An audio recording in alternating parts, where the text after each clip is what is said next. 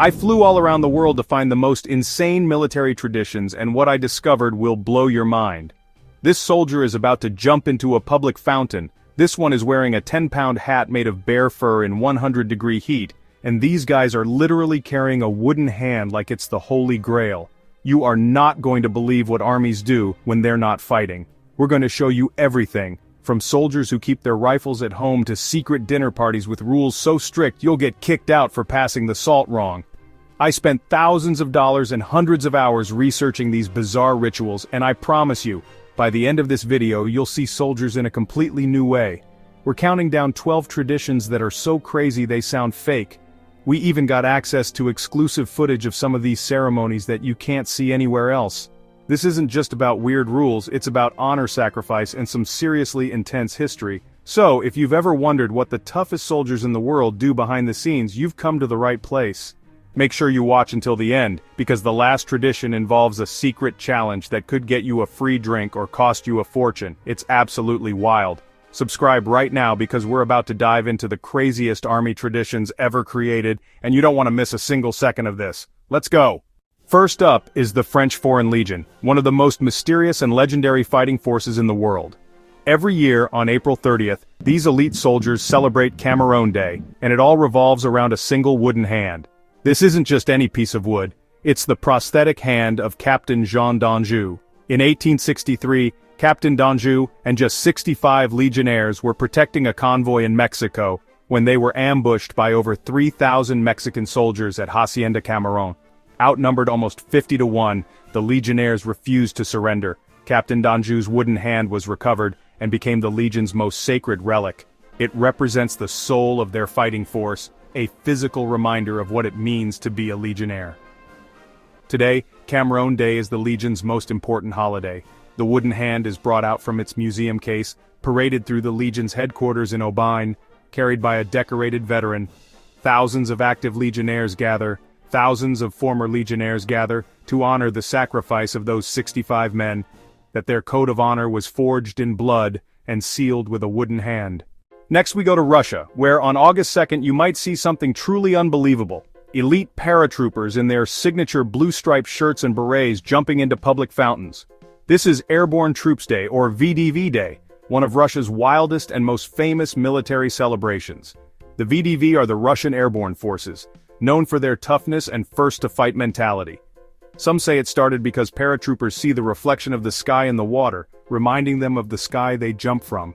Whatever the origin, it's the defining image of VDV Day across Russia, and a whole lot of vodka. For the VDV, jumping into water is a public declaration of identity and an unbreakable bond with fellow paratroopers. It's a loud, wet, wild tribute to the sky, their service, and each other. Imagine going to a dinner where passing the salt the wrong way could get you in serious trouble. Welcome to a British Army mess dinner, a formal event steeped in centuries of tradition governed by rules so strict they make royal banquets look casual. One of the most famous rules involves the port, a sweet red wine served after the meal.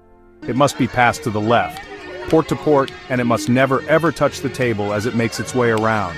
If someone forgets to pass it, you can't just ask for it. You must ask, "Do you know the Bishop of Norwich?" If they don't know the story, you explain that the bishop was famous for falling asleep at the table holding up the port. You must not smoke before the royal toast, a toast to the reigning monarch. You don't talk about politics, you don't talk about religion, you don't talk about women. Breaking these rules can result in fines like being required to buy a round of drinks for the entire table. Each rule, from passing the port to the specific toasts, connects the soldiers of today with the generations who served before them, creating an unbroken chain of regimental identity and pride. In most armies, a senior officer pins the new rank, but in the Indian Army they do something profoundly different and deeply emotional. It's called the pipping ceremony.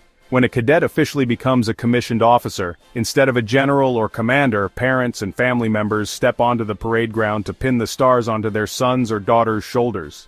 This moment is the culmination of years of grueling training close-up, hands trembling as they pin the shining rank insignia. It's a powerful acknowledgement the officer belongs to the family too.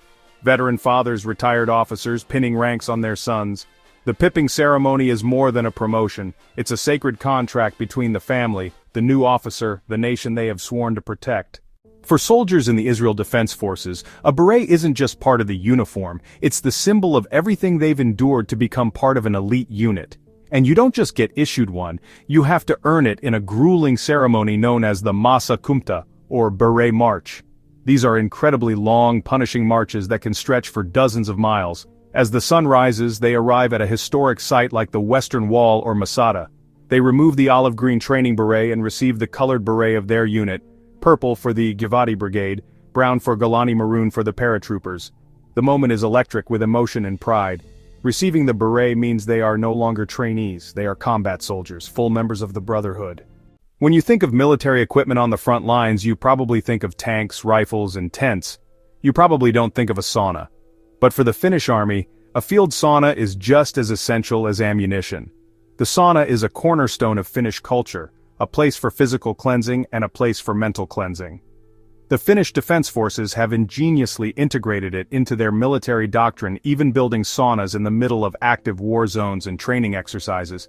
The tradition goes back centuries and it was solidified during the Winter War in 1939. Finnish soldiers fighting in brutally cold conditions built makeshift saunas in tents and bunkers near the front lines. Inside the sauna, ranks and formalities are temporarily forgotten, building a camaraderie known as sauna sielu, sauna soul. Today the tradition is alive. The Finnish army uses modern, portable sauna tents that can be set up in under an hour. For Finnish soldiers, the sauna is a tactical asset. It keeps them clean, healthy, and mentally tough. It's a perfect example of how a deeply ingrained cultural tradition can be turned into a unique and effective military advantage. Standing guard at the tomb of the unknown soldier in Athens, Greece, are the Evzones, an elite ceremonial unit whose unique uniform, whose ritualized movements are famous worldwide. Watching them is like watching a surreal, slow-motion ballet. Every movement is incredibly deliberate, stylized, packed with symbolism. The most distinctive part of their uniform is the zaruchia. Each shoe weighs over 7 pounds and has about 60 nails hammered into the sole to create a loud, intimidating sound as they march, and to prevent slipping. With 400 pleats in their kilt-like fustanella, one for each year of Ottoman rule. They raise their leg high and straight, then bring it down with force, representing the struggle of kicking away obstacles and the memory of the dead. Imagine a country where it's normal for a citizen to keep their military-issued, fully automatic assault rifle in their closet at home. For centuries, this was the reality in Switzerland. This tradition is rooted in the country's unique defense model, a citizen militia. Instead of a large, standing professional army, the Swiss military relies on almost every able-bodied male citizen to be a soldier, ready to be mobilized at a moment's notice to defend the nation's neutrality. If the entire male population is armed, trained, and ready, any potential invader would face a nation in arms, making conquest nearly impossible. After completing their initial military service, Swiss men were required to keep their service rifle ammunition equipment at home. The rifle in the home was a symbol of trust duty and a citizen's personal responsibility for national defense. However, over the past few decades, this tradition has changed significantly. Since 2007, soldiers have been given the option to store their rifles at a local armory instead of at home. While you're no longer likely to see a soldier carrying their rifle on a public train, the principle of a citizen soldier, trusted with their weapon and ready to serve, remains a core part of the Swiss national identity. They are one of the most iconic symbols of Britain. The Queen's Guard standing stoically outside Buckingham Palace in their bright red tunics and massive black bearskin hats. They are 18 inches tall, weigh between 5 and 10 pounds, made from the fur of Canadian black bears. Originally designed to make soldiers look taller and more intimidating. The real challenge is wearing these heavy fur hats during long hours of parade duty, especially during the hot summer months. The guards are trained to endure extreme discomfort without showing any sign of weakness. They must stand perfectly still for hours on end. Guards do occasionally faint. However, there is a strict protocol for this. A fainting guard is trained to faint to attention, meaning they must try to fall forward, flat on their face without dropping their rifle. This avoids crumpling into an undignified heap on the ground. It looks brutal, but it's considered the proper, disciplined way to collapse while on duty. This tradition of extreme discipline, symbolized by the bearskin and the fainting protocol, is about more than just ceremony. It's a demonstration of the British Army's core values: unwavering self-control, courage, commitment to duty above personal comfort. They are not just decorative soldiers, they are highly trained infantrymen upholding a centuries-old standard of excellence. The Gurkha soldiers from Nepal who serve in the British Army are legendary for their bravery, toughness, and their iconic weapon, the kukri. There's a popular myth that a Gurkha must draw blood every time they unsheathe their kukri, even if it means cutting themselves. While this makes for a great story, it's not true. The real symbolism and use of the kukri are far more interesting. The kukri is, first and foremost, a regimental symbol. For a Gurkha, it represents their heritage, their honor, their identity as a warrior. Every soldier is issued 2 kukris, one for ceremonial purposes, one for use in training and combat. The importance of the kukri is deeply embedded in the Gurkha selection process, which is one of the toughest in the world. One of the most famous tests is the Doko race. Applicants must run a brutal, uphill 5-kilometer course carrying a Doko. This insane feat of strength and endurance is meant to simulate carrying supplies or a wounded comrade through the mountains of Nepal. The kukri, therefore, is more than just a knife. It's a symbol of the Gurkhas' connection to their homeland in the hills of Nepal. It embodies the Gurkha motto, better to die than be a coward. The myth isn't necessary, the reality is impressive enough. When you imagine a modern democratic army like Germany's Bundeswehr, a torchlit nighttime procession with soldiers in historical uniforms might be the last thing you'd expect. Yet this is exactly what the Grosser Zapfenstreich Grand Tattoo is. It's the highest and most solemn military ceremony in Germany. The ceremony dates back to the 16th century and has a practical origin. A Zapfenstreich was the signal to end the selling of beer in military camps for the night, and when he struck the tap, Zapfen, of a barrel with his sword, it was a strike or blow, signaling that it was time for lights out. Over centuries, this simple signal evolved into a highly elaborate musical ceremony. Today's Grosser Zapfenstreich is a breathtaking event. It takes place after dark, with the participating soldiers carrying flaming torches. A military band and a corps of drums and fifes play a precise sequence of marches and hymns. Because of Germany's complex 20th century history, the ceremony is used very carefully and deliberately. It's a way for the modern German military to connect with older, non-controversial military traditions while firmly rooting itself in the values of the democratic federal republic.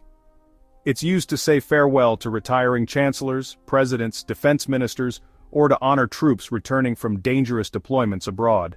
Imagine you're in a bar with a group of soldiers. One suddenly slaps a heavy ornate coin on the table and yells, "Coin check!" If you don't immediately produce your own coin, you're buying a round of drinks for everyone who did.